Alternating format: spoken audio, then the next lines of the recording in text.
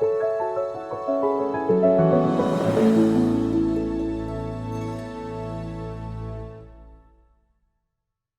and welcome to another full product tutorial video here from Zenatta Consulting.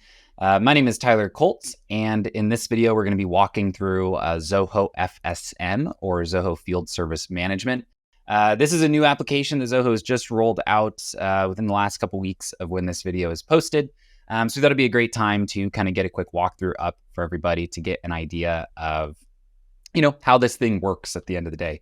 So if you're not familiar with FSM, the quick 30,000 foot view is that an FSM application should give you a place to track any types of inbound requests from your customers that might require certain service or labor done at one of their locations. It should be able to track your sending of an estimate for that work. It should be able to track the creation of a work order, which would be an internal record for your team to use, notating what needs to be done to service that request. Your FSM tool should be able to schedule those work orders for a particular person to do at that location on a date and time. And last but not least, your FSM tool should be able to send out invoices to the customers. So with that, that's kind of the high level here of what an FSM tool does in general. So without any further ado, let's go ahead and jump into our agenda for this walkthrough.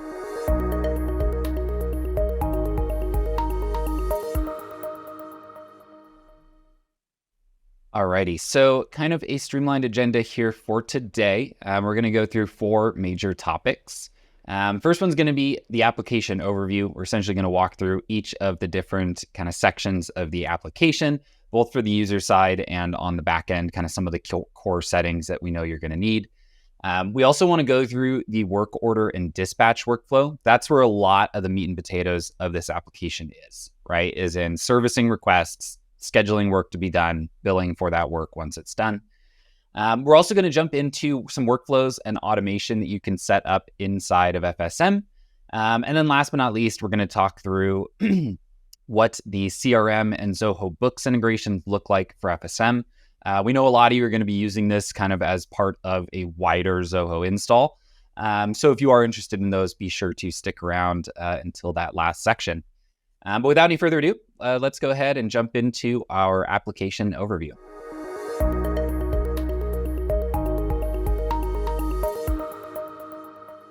So here we are inside of Zoho FSM, our brand new shiny Zoho app here. You're going to notice if you're a longtime CRM user, this looks very familiar, right? This is a very familiar kind of UI and setup, at least at the first glance, right, compared to Zoho CRM. So up across the top, home, customers, work order management. These are the different core modules within the application. We're going to go through each of these in a bit more detail in just a moment. Here, landing on the homepage, this is basically a place where we can surface certain KPIs, total work orders, completed work orders, lists, as well as certain charts and graphics. So out of the gate, this comes with a handful of default homepages. So an overview page, a service appointment management page, request management, basically, so things that we haven't scheduled yet, things that we haven't sent estimates yet, as well as a technician view. So maybe a user of this system has an easier way to log in and just see everything that is upcoming for them that they need to do. These are very customizable as well. So Zoho kind of provides you a couple default ones to get you thinking about some of the options, but you can surely create your own home pages based on your specifications and assign them out to your users. Moving across the top page here, under the Customers tab, we've got 2 little submenus. We've got both companies and contacts. So again, we're going to draw a couple parallels here and there to other Zoho applications, particularly CRM. So, within this customers, this is similar to like your accounts and contacts, right? So here I have an example company. Within that company, we can track addresses, we can define website, the type, their phone, email, things like that. But it also serves as a top level record where you can see all of the various contacts that are within that particular company, right? So it's not rare that you might be working with a client, but you actually talk to multiple different people at that location. So within here, we're able to essentially associate those different contacts with the particular companies that they are a part of. Now, moving across the top here, we do have work order management.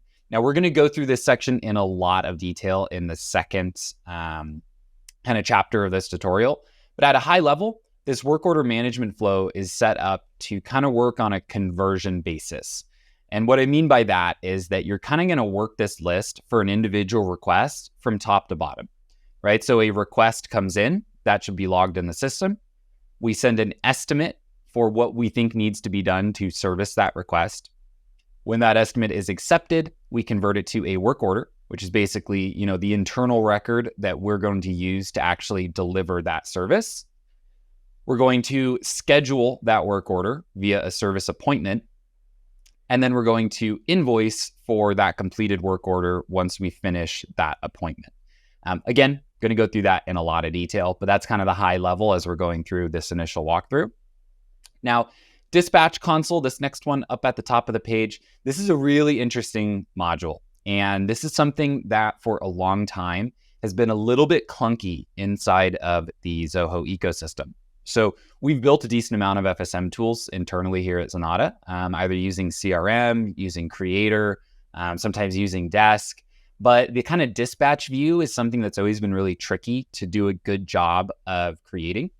And so the dispatch view is essentially a way to look at work orders. So it's kind of an extension of your work order management module. So you'll be able to see those work orders based on their preferred date of service, which is this little drop down here. And then we're able to actually schedule those on the right side for a particular user, either using a Gantt chart, a map, or a calendar view to actually do that scheduling. So again, we're going to come back to this in more detail, actually show you how to use it. But to move on with our top level here, services and parts, this is kind of your master list of the goods and services that you might offer to customers as part of this workflow, right? So this is the item list, the price list. These individual records are not associated to the customer directly. I'll show you how you do that. But this is kind of that baseline list that you're going to use. Now, everything's going to be organized into either products or goods or services. So important to just make that delineation as you are creating these items because FSM is actually going to use them differently, right? And an example of what I mean by that is that if I create a certain item as a service, then I have the ability to create standardized tasks that need to be done every time this service is sold, right? If I create something as a good, then it can be associated with an account as an asset. Look at that segue. It's almost like I make content for a living. So here, assets are kind of the way that we would associate a particular product with a customer, right? So essentially, the product involved is that example product, right, from our services and parts section. That product is associated to the contact and the company at a particular location, right? And so as you're probably starting to, if you're thinking ahead here, these assets come into play when people are putting in a request, right? And we're scheduling a work order, right? We're likely doing a work order for an asset at a location, right? So I'm going to reuse some of those words throughout the flow. So hopefully I am making sense here. Now, the next section across the top is going to be the workforce section. This breaks down into a handful of different subcategories. So users are going to be the people who can actually log in and use this FSM tool.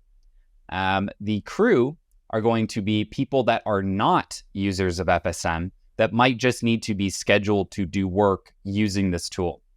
So Zoho is kind of doing this intelligently here because the reality is people, especially using Zoho 1, you're probably not going to want all of those contractors to be able to log into FSM and use it this way, right? So they do have it kind of separate out from that Zoho 1 license.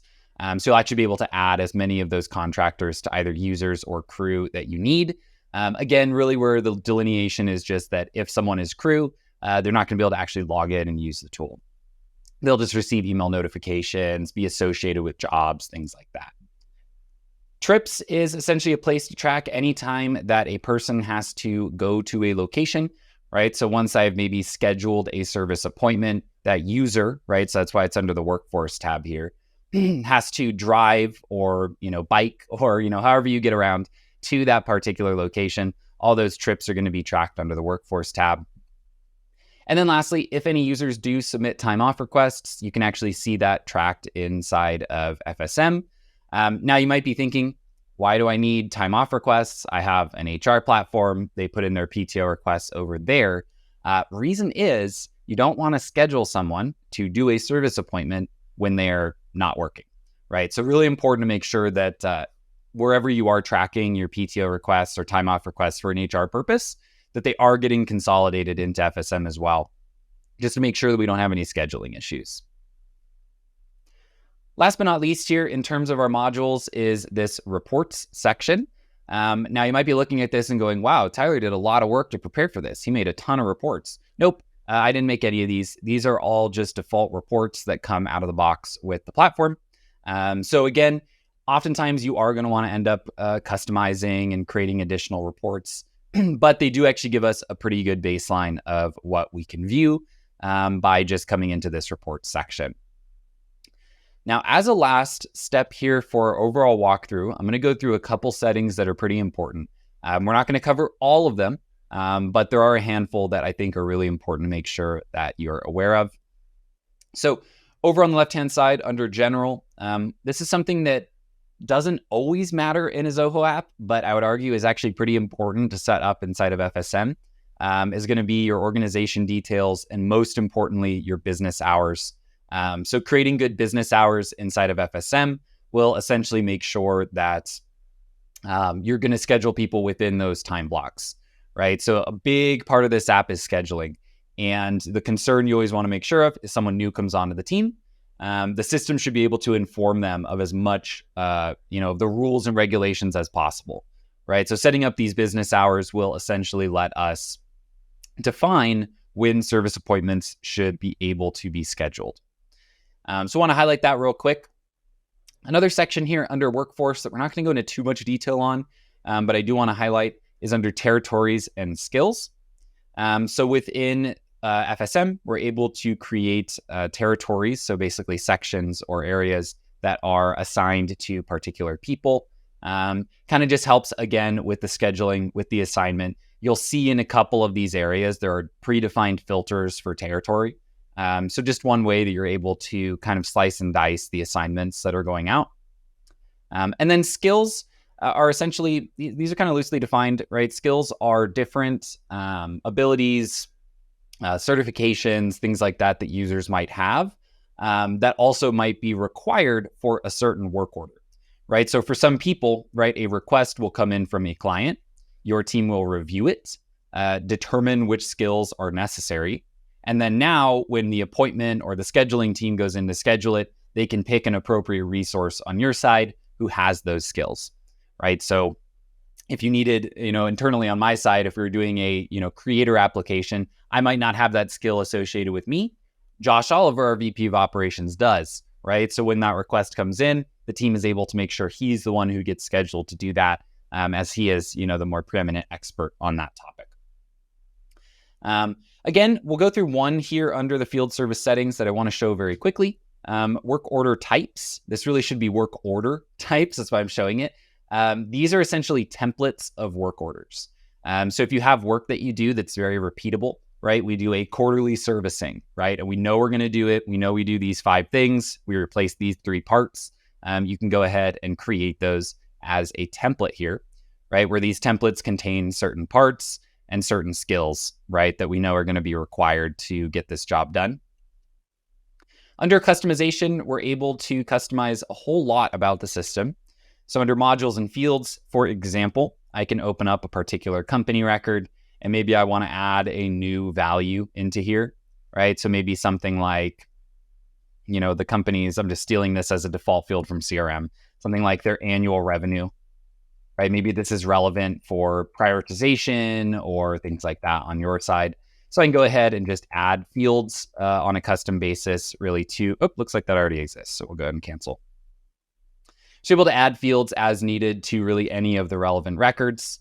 Module mapping is pretty important for your FSM workflow as well. Again, I'm kind of comparing this to CRM as a similar point of reference. This is similar to like your lead conversion mapping, right? So we want to make sure that there is really clearly defined maps that can define for us what should convert from a request to a work order, right? What should convert from an estimate to a work order, right? Some of it's going to be default, right? Actually, a lot of it's going to be mapped by default. The important thing is that if you start adding custom fields to, let's say, that request record, because it does start our flow, really important to come back in here and make sure that you are mapping that over, right? And saying, hey, this field from the request should line up with this field from the work order, right? So you just want to make sure anytime you're coming through and doing customization, that you make sure to capture that there inside of your mapping. Otherwise, you're going to lose data, and that's never what we want. A couple other little bits. Status bar, of course, we can customize the statuses of various records. Dispatch console has a couple little UI options, so we're not going to worry too much there. Moving over into email. Email templates, super important to set up. These are going to be specific to a module, right? So maybe I want a work order notification. I'll create a new email template for this module. And then I can go ahead and type, I'd like a template to contain, including merge tags. And what I mean by merge tags are this. So when I go ahead and hit that pound, I'm able to pull in any necessary data that is related to that work order, right? So in this case, maybe I want to pull the first name of a contact, right? Kind of the classic merge tag, right? Hi, Tyler, we're on our way right now, right? So little templates like that we can go ahead and define here through this UI. Now, this is obviously not a great template here, but I am going to save it so I can use it later to show you something once we get to our workflow automation. Under this automation section, we're going to come back to this in the future section. This is where you're going to drive a lot of those if-then statements, right? If a status is updated, send an email, right? Things like that. Under billing, much of this is going to connect over to Zoho Books or Zoho Invoice if you have those available. So we'll cover that in our integration section. Data admin, this is just your import, your export, right? If you do need to pull data out of here. And developer space, again, we won't go too far into this, but if you do need to integrate FSM with other platforms, it has a robust API. So if you need to send data out of FSM or get data in, shouldn't be a problem as long as you're comfortable interacting with REST APIs. Alrighty, so I think that should cover it here for our overall walkthrough. And with that, I do want to jump into what will probably be the meatiest section here, which is our work order management.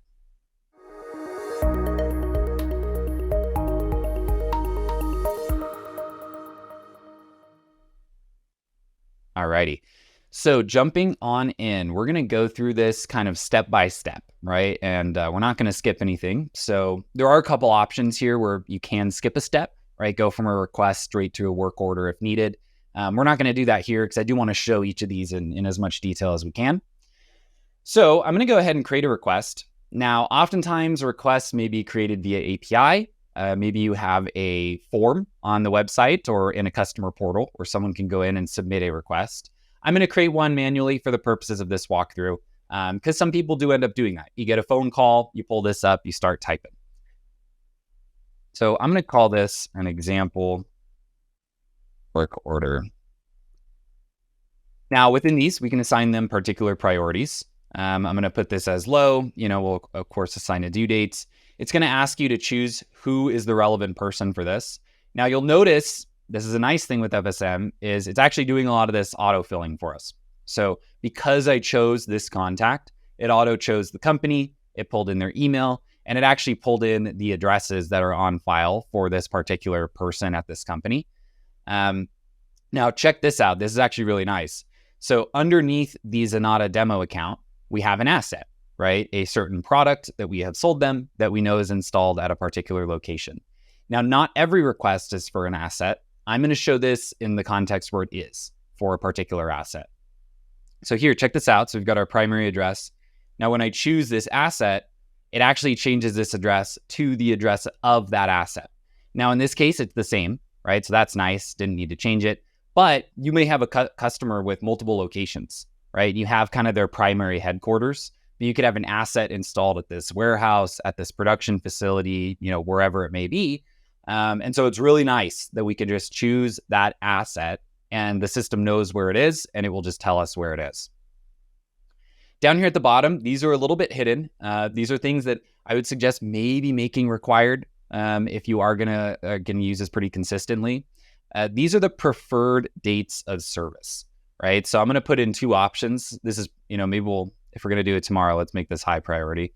So this is either gonna be happening on the 22nd or the 23rd. Very important, and I'll show you why when we get to dispatch. Preferred time, you don't need to put this in, but we will just to be safe. And then I'll go ahead and save. And so that's our request. Again, just know these are created lots of different ways. So if you do have one of these and you've got a form, you've got a email inbox, lots of different pathways that we can use to get a request into the system. If at all possible, I do recommend trying to train your customers to use a form. Obviously, phone and email are easier for the customer. But if they do use a form, you're actually able to capture a lot more info from them, which will make your life a lot easier when you get into doing an estimate or doing a work order. So here, kind of the record view, we can see that we have our request with all that information we filled in over here on the left-hand side. We can take some free form notes about this particular request. And then underneath it, we can see if it has ever been created or converted to an estimate or to a work order. Right? So in our case, again, we've got two options here. If we want to move this forward, we can skip the estimate step and go straight over to a work order, or we can convert it to an estimate. Now, the only time that you would, I guess it really depends on your business practice if you need the estimate or not.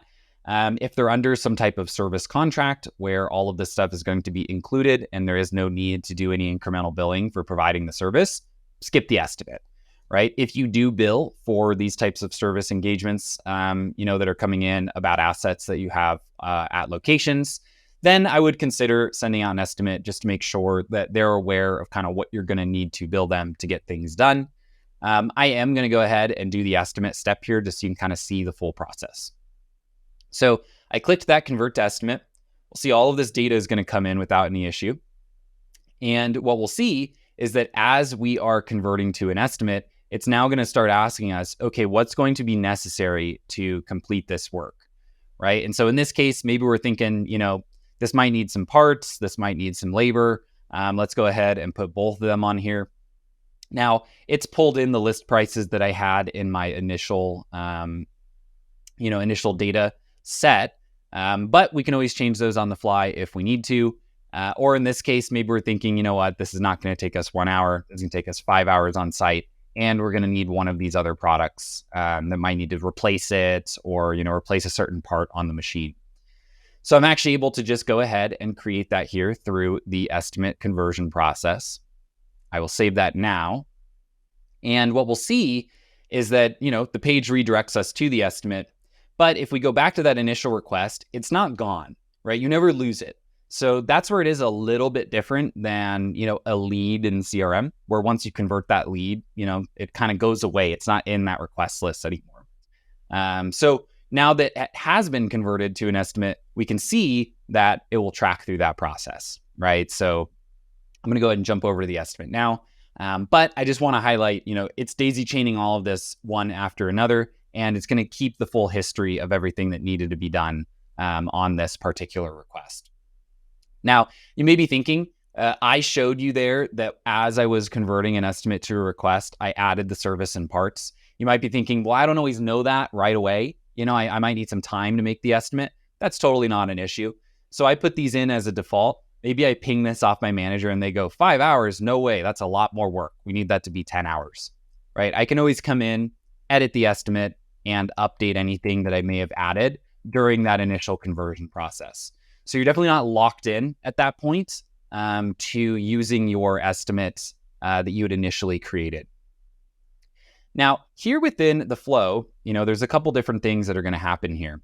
A lot of the times, you're going to actually mail this out to the customer, right, and get their approval for it. So in that case, I would just click this send estimate. It's going to pull in their email address by default, it's got a default email template here of what we think is going to need to be done. I actually like this template. I think as a baseline, it looks pretty good, pretty clean. So you can just send it right out. If you do need to customize it, you can go ahead and do that, right? So this is just their baseline. Maybe you want to color code it, change the font. Maybe you don't care about some of this stuff up at the top. That's all good. But there is actually this default option that they give you that actually looks pretty nice. Again, I'm kind of comparing this to the default template that's in CRM for like a quote, where it's a little older school, right? It doesn't quite look so clean. Now, in this case, that's not a real email address. So I'm going to go ahead and just mark this as approved, right? So we sent it to the customer. It's been approved by the customer, and now we're ready to continue the flow. So we'll see that a couple things happen. So status on the estimate has been updated, and the buttons up here at the top have changed, right? So because this estimate is now approved, we're thinking, you know what, there's no need to send this anymore, right? It's already been approved by the customer. If we had actually emailed it, that email would live in here. So it would still be on file. You could follow up on that chain if there was any more communication that needed to happen. But now I'll go ahead and convert this over to our work order, right? Kind of assuming that we have completed that step.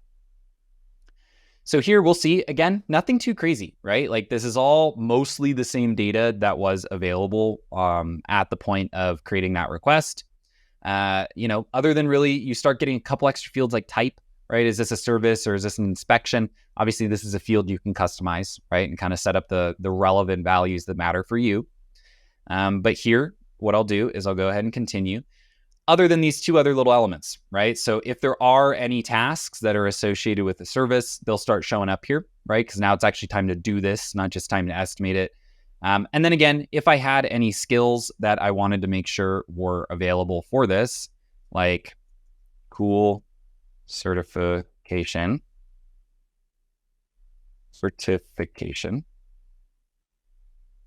then I can go ahead and associate that here.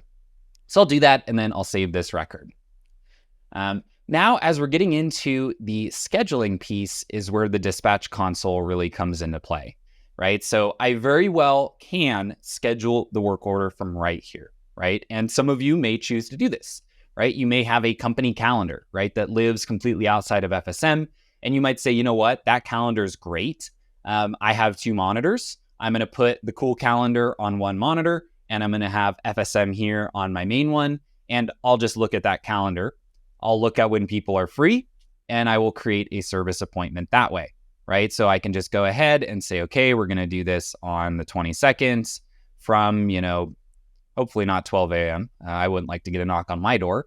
But, we're actually able to go ahead and associate that and say that a particular user is going to do it at this time, at this date. Now, the reality is where a lot of people are going to go to do this scheduling is going to be the dispatch console. And so I told you we'd circle back around to this, and I'm a man of my word. So here we are. Again, just as a quick refresher, left-hand side of the page is going to be the work orders that need to be scheduled. Right-hand side is going to be where I actually schedule them. So this is a page that I would assume is going to get some UI updates over time. But right now, I will show you exactly how this works. So on the left-hand side, we're going to get a list of work orders. They're going to show up based on those preferred dates that I chose, right? And so this top little, date selector where I can go right to left is essentially looking at that preferred date.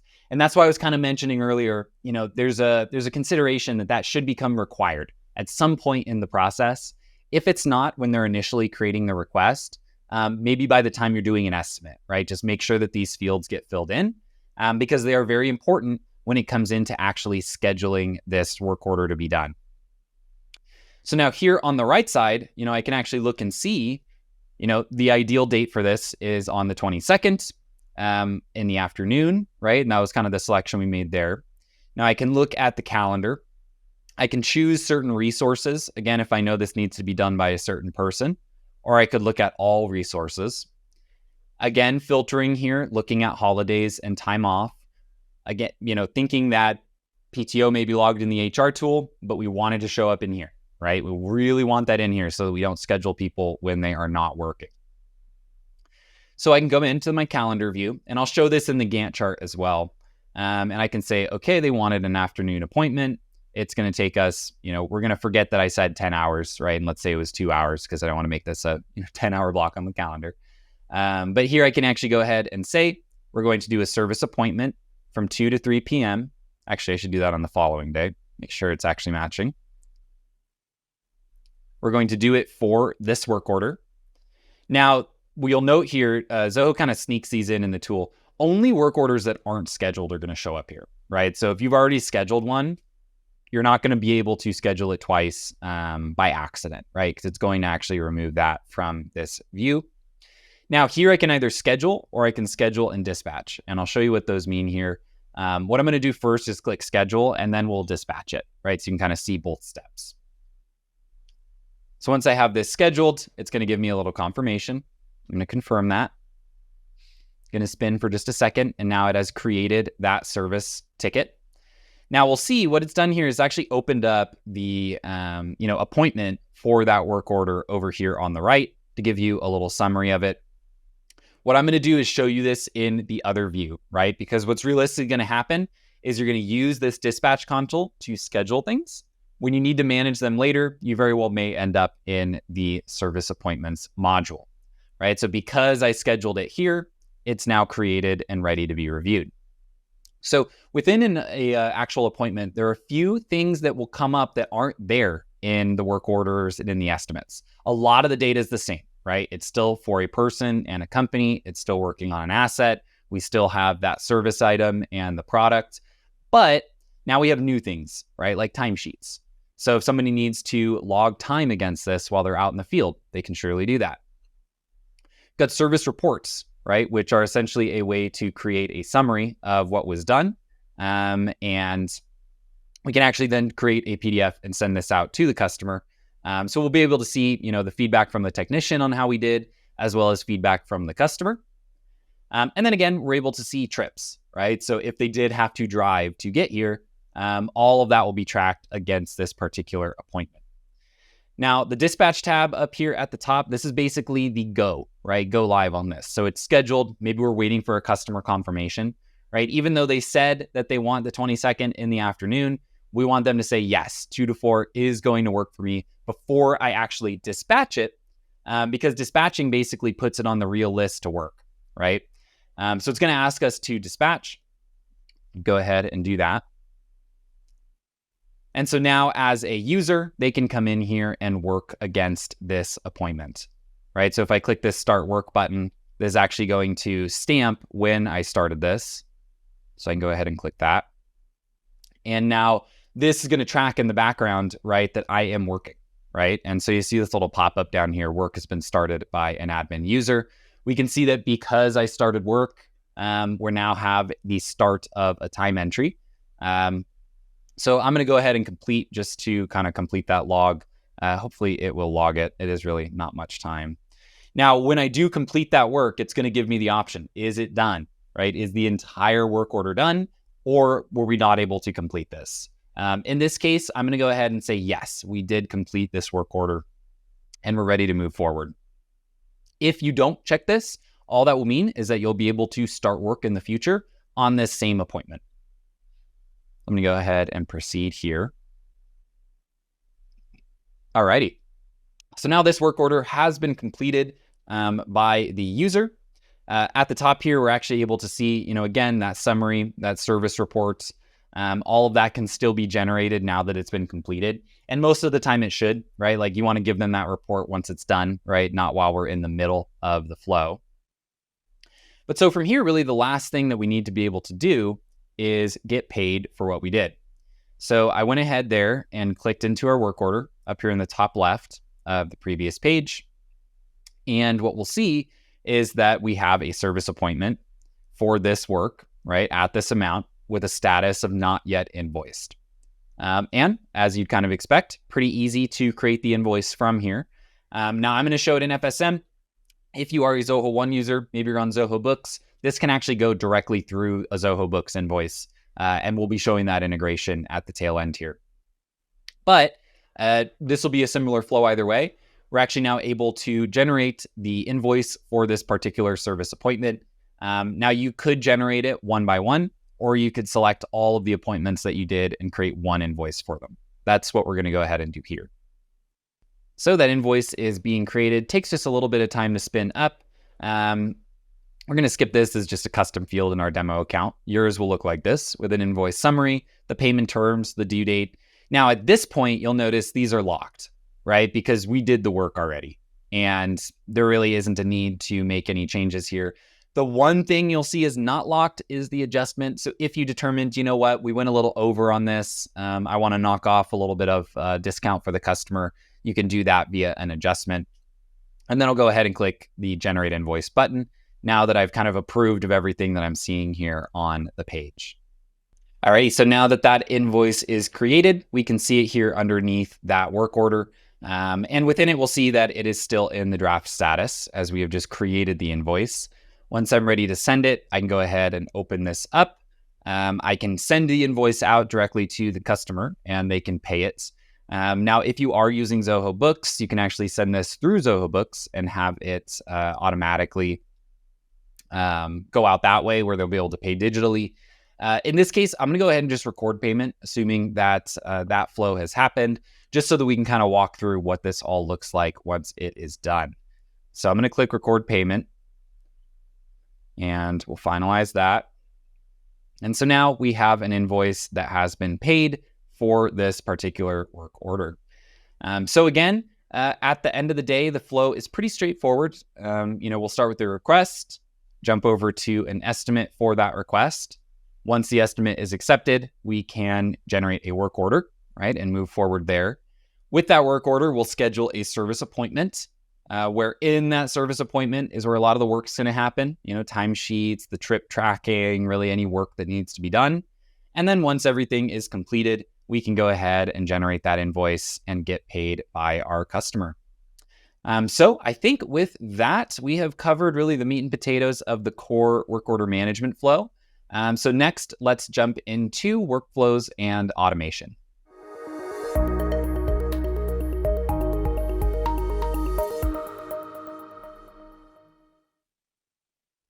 Alrighty, so under the settings here up in the top right, little cog wheel, we have the automation section. So unsurprisingly, that's where we're going to spend a little bit of time here going through what we can do with workflow rules. Right, so a workflow rule inside of Zoho FSM is very similar to how they're structured in most Zoho apps. So an individual workflow rule is essentially one if-then statement that we want to use to automate something. Right now, that could be automating an update to data in our own system. That could be automating an email to a customer or a text to a customer. That could be automating an internal notification or summary data. But we're going to go through kind of how these are set up structurally because they work really nicely. And it's something where you might be a little bit intimidated, right, to get in here and start automating. But once you know how these are set up, I bet you can do it. I bet you can get a lot done in here. So the place where for us, really a lot of workflow automation is going to happen within the realm of FSM is likely going to be the service appointments, work orders, and estimates. And you might be thinking, well, why is that, right? Well, an estimate, a common thing we might want to do is say when it is sent and it is not accepted, we want to follow up, right, after a certain period of time. With a service appointment, maybe we want a reminder that we're on our way. Maybe this appointment is for tomorrow and 24 hours before we want to notify them, right? That'd be a common use case here for a service appointment. And then things like work orders, a lot of the times those might be internal notifications. Like, hey, a work order that is high priority has not been scheduled yet. And it was created 3 days ago, right? Let's move forward on this. Now, I'm going to show this from the perspective of an estimate and kind of doing that open estimate follow-up. Next. So again, CRM users, probably looking pretty familiar here. What we're going to do is define a couple core pieces of our if-then statement. So this first little section here is essentially the if, or you could consider it the when, right? So when or if a record is created or edited or deleted, we want to do a thing, right? So I'm going to go ahead and do this created or edited. Now this checkbox we must never want checked This will basically say that this will happen every time that it's edited while it satisfies the criteria. So you almost never want this. This should only ever be turned on for things like calculating a total, right? Every time we edit it, we want to recalculate the total. Never use this for anything that is a notification, right? This is a good way to accidentally send your customer 10 emails. You don't want to do that. So most of the time, we're going to leave this off. Now, here in the second part is kind of where we're going to put some criteria in play, right? So when an estimate is created or edited, do we want to run something for every single estimate every time it's created or edited, or only when it hits certain conditions, right? And so maybe we want to say we want to run this workflow when the status is waiting for approval, right? So we've sent this estimate to the customer. We are waiting for them to approve it. And so what this basically reads as is when the estimate is created or edited, to match the status of waiting for approval, we want to do a thing, right? And so here is where we're able to set up email notifications, field updates, webhooks, as well as functions, right? And we're able to do all of that just using this workflow engine, right? So maybe we want to have an email notification. We can either set them up using an existing email notification or a new one. I'm going to do a new one here. And we can go ahead and say, estimate pending approval. And set this up as an email address. Now, it's going to ask us which email do we want to use, right? Do you want to use the one on the estimate, maybe the one on the related contact, maybe the primary one for a company? You might be thinking, why does that matter? Well, maybe the company email is the billing and the contact is the actual person, right, that you're dealing with. We could put in the subject line here, estimate is pending approval. And then we can associate it with an email template, right? So again, I already showed you creating an email template for the work orders module. So I'm going to do a little Martha Stewart and create this on the background, and then we'll be right back. Alrighty, so taking it out of the oven here, that email template is now complete, and we can save this notification, right? So again, now whenever we enter this particular status, we can go ahead and automatically send that email, right? And so there's a bunch of different options, right, across the board when you are creating workflows. Again, if we think about the common use cases, something like a service appointment, right, maybe a appointment reminder, right? So we can go ahead and use this same type of tool, right, to do that same thing, right? So if we're editing any of these specific things that we need to have, we're able to do that here pretty darn easily. And so as I'm looking at the, appointment reminders, right, now is when we're looking specifically at date times, right? So we could say, hey, when the start date is modified to tomorrow, right, let's send them an email, right? So you got to start thinking in those if-then statements. And once you do, I promise you, you'll be able to pick up the workflow automation without too much problem. Now, again, as we had mentioned, this is a pretty integratable tool.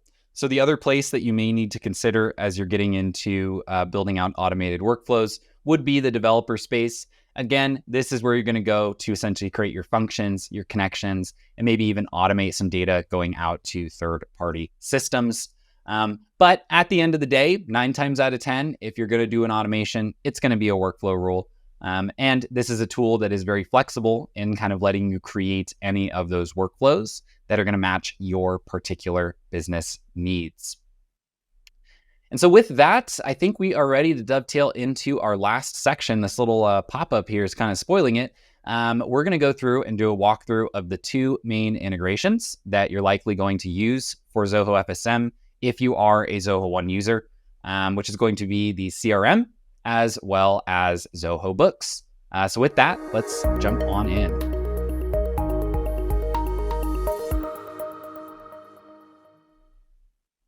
Alrighty.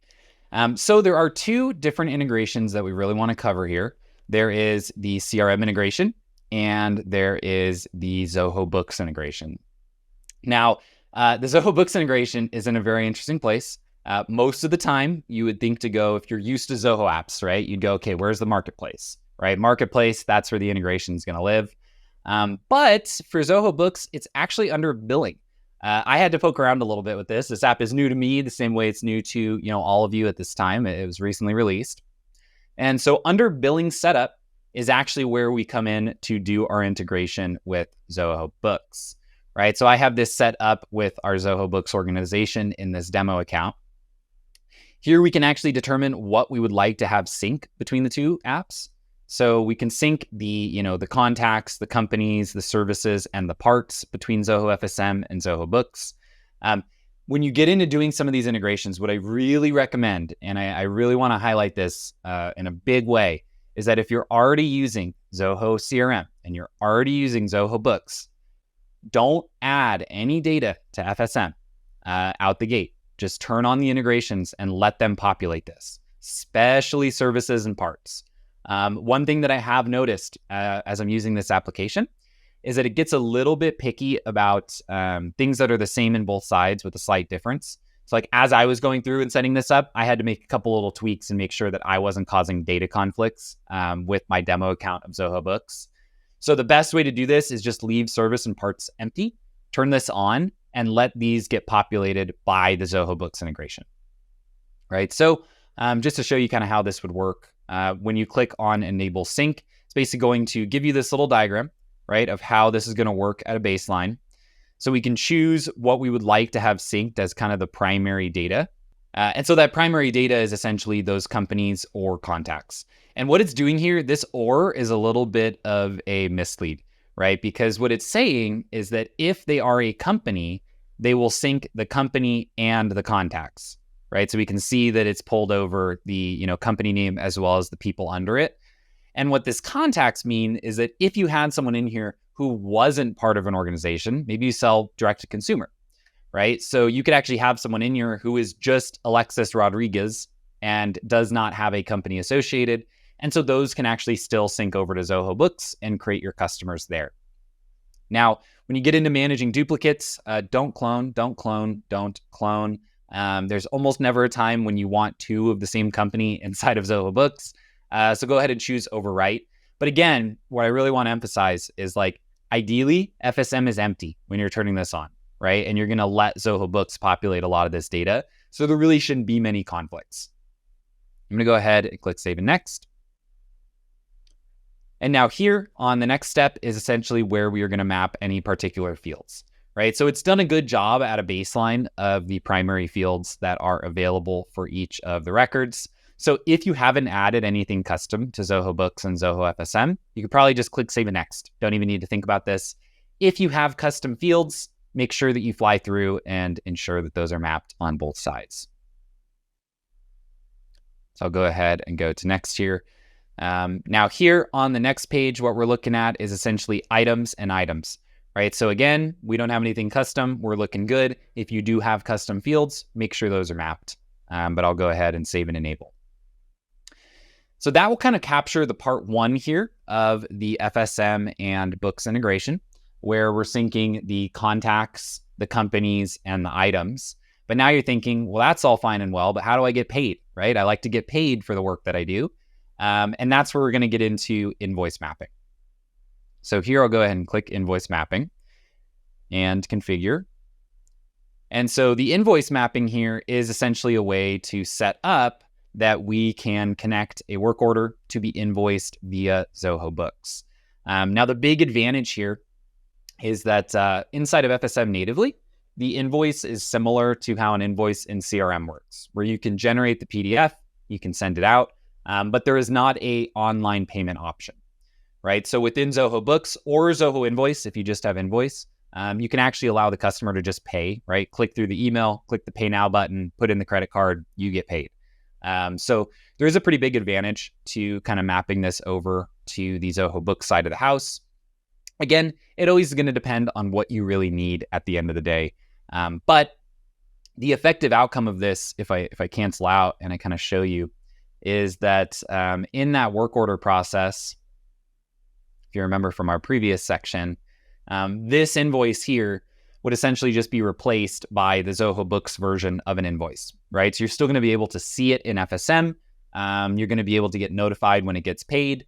You could even automate things back into here. So like update the work order to say that it's been paid once that invoice is paid on the Zoho Books side. So kind of similar to a lot of the integration that you'll see with CRM and Books, right? Where it just replaces that record and embeds its own version. And so that should essentially cover the Books side of the house. The big thing is that invoice replacement. If you are considering using FSM, it's very possible that you might want to consider using Books or Invoice just so that you get that digital payment. Definitely makes things a lot easier. So now if we get into the CRM piece, it does work a little differently. So in the world of Zoho, CRM rules above all, right? And so generally speaking, if there is an integration available for CRM, it's going to be in CRM where you actually install it. So we're going to open up a new tab and we're going to jump into our CRM account. This is just another demo account here. I'm going to go into our setup and into the marketplace. And we can go ahead and search FSM. We'll see this will go ahead and pull up our extension for Zoho CRM and Zoho FSM. Now, again, this is very new, right? So this is kind of just coming out to the markets, but this will essentially allow us to connect our CRM flow to our FSM flow. So I'm going to go ahead and install this, and then we will be right back once the installation is complete. Alrighty, so the Marketplace plugin is now installed, and I am in the settings for that plugin. So down here at the bottom, we have a couple of these similar options, right, where we can define what should sync over. So by default, it's going to do that same sync, right? So people that are individuals will sync over, and people at companies are going to sync. Like I mentioned with the book side of the house, ideally, get all this stuff organized in CRM and Books, then turn these on, right? So that you're not dealing with any duplicate issues when you get going in the application. Now, as I move down the page is where we get into a section that is initially kind of confusing. But once you get an idea of what we're looking at here, it actually makes a lot of sense. So what they've essentially done is they've given a handful of different paths where data can flow from CRM over to FSM. And so their idea is, okay, you've got a sales order in CRM. You might want to create a work order out of that. You might want to create an estimate out of that. You might want to create a request out of that. And what Zoho is basically saying is you can determine how you kind of want these two things to talk, right? Now, they give the same kind of flow here on the deal to work order, deal to estimate, and deal to request. We're able to configure those fields. So what does it really look like? Let's click on configure. So what this is doing is essentially saying what types of fields do we want to map when we are creating a work order from a sales order. If we look at the deal, because a lot of the times what's going to happen is that you're probably going to not use these CRM sales orders much. So maybe we'll show this from the deals perspective. But here we can essentially determine what types of data do we want to have flow from one record to another, right? So maybe I want the lead source to come over, and maybe I don't really care about that. Potential name, we want that to come over as a record name. Any of those things that you might want to define. Now, I do want to highlight, this is just the mapping, right? So it doesn't mean that if you don't map this, you can't create a work order from a deal. This is just what's going to automatically fill in when you start that process. And so here, I'll show this from a deal because it's a pretty common way that this is going to happen, right? So inside of a CRM deal record, which I'll just go ahead and pull up a demo deal, we now have this related list tab on the left for FSM. Now I'm going to move that to the top just so that we can play around with it, have it look a little nicer. And then I will click in to the FSM tab. And from here, we'll be able to essentially kick off flows in Zoho FSM from here within a particular deal record, right? So as I am looking at the deal, I can see I've got my requests, I've got my estimates, and I've got my work orders. Now, if I actually want to go ahead and create records in here, I can click on the Zoho FSM button under our custom buttons, which pulls up the UI to actually create these records. So we'll see, as you kind of saw as I was going through the integration mapping, like I did not map all of the fields for estimates or requests. I didn't even open that up. All that I did was, connect things so that we have that baseline. So here, as I go to create a request, what we'll see is that, a lot of the data doesn't fill in just because I didn't map it. But this could be our example from CRM or that particular person at this company. Looks like they don't have a contact on file. So let's go ahead and choose one of those here in the background. And then again, we've got that same option to add our addresses, to add our, people, companies, assets if they have any. In this case, they don't have any assets on file quite yet. Here, I'll just go ahead and create a new contact, which we will be right back here with you once that is created. Alrighty, so I went ahead and just added a contact here to this little example account so that we could finish off this walkthrough. Again, looks like in the CRM, we only had a billing address on file for this oh my goodness example account that Zoho so generously includes with your CRM. So I can just copy that from the billing address. If I wanted to add another here, I surely could. But in this case, let's go ahead and just copy it over. And then again, like we'll notice, right, we've got these requested fields, these preferred dates, very similar to what we were showing at the beginning of the workflow when you're doing it all natively inside of FSM. But once I go ahead and save this, what we'll see is that we now have that connected here to the deal on the CRM side. As we work it through the flow, right? So if we convert it to an estimate, convert it to a work order, all of that is just going to show up here on the CRM side.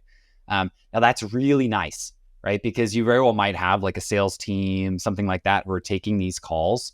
Now the work is getting scheduled in the background. Customer calls me back up, and without even going into FSM, I can just go back to their deal and know where we're at. Like, hey, yeah, it actually looks like they sent you an estimate and you haven't accepted it yet. Could you check your inbox, make sure you let us know that that works for you, right? So all of this data can just push back and forth between the two applications. And so then here on the FSM side, we see that request that just came in and are able to manage it right through that exact same flow, right? Request to estimate to work order to appointment to invoice, where all of that here will just track against the CRM. Now, the one thing I do want to highlight that you cannot do in here. So if you're used to the Zoho Books integration, you very well might have an estimate that's connected to a particular deal. And from within there, I'll show you here with this invoice, this old kind of demo invoice. I can actually edit that just natively from here inside of the CRM. And it kind of does this embed of the finance modules.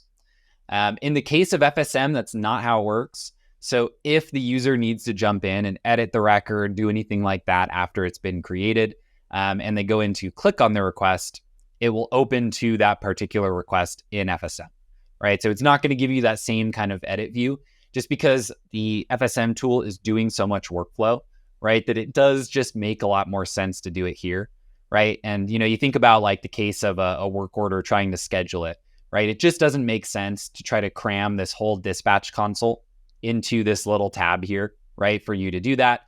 So kind of just expect that from the CRM, process is going to start in CRM. We're going to send a record over to FSM. And maybe for you, that's just a work order. Maybe you skip this whole part, right? You're just going back and forth on the deal, right? They accept it. We just go straight to work order. That's all fair game. But once you've kicked things over to FSM, the expectation should be that the workflow is really going to be managed there until you're doing that invoicing and payment.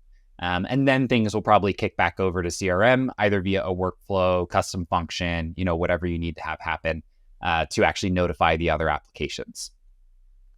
So that's kind of our walkthrough here on the CRM and Books integrations. Both pretty straightforward to set up initially. A couple of those little things to consider, like which fields exist and which modules. But at the end of the day, they're definitely both really powerful tools to help you both manage the inbound request, logging into FSM, manage the estimate process right on the CRM side. And then on the book side, being able to get paid digitally immediately when you email that invoice is a huge, huge benefit that is well worth consideration. Alrighty, and I think with that should kind of wrap things up for today. I do really hope that you found this video useful. We wanted to get this out for you guys just because this application has been long awaited by many of you viewers, and we thought that a good walkthrough would be a good way to start things off. So if you want to get in touch with myself or any of the other people on the Zenatta team, you can just head over to zenatta.com and click on book a meeting. That'll get you right on to one of our calendars. On the website is also where you'll find complete episodes of our weekly podcast, The CRM Zen Show, where we cover all the news in the world of Zoho every single Friday. If you'd like that news delivered to your inbox every Monday morning, be sure to subscribe to our newsletter. And last but not least, as always, we appreciate if you could like and subscribe here to our channel. That really does help us out, lets us know we're making content that you guys like. And if this sparked any questions or feedback or maybe video requests, be sure to drop those in the comment section below as we try to read and respond to each and every one of those on our weekly show, Azaz. Thanks again for watching, and we'll see you next time.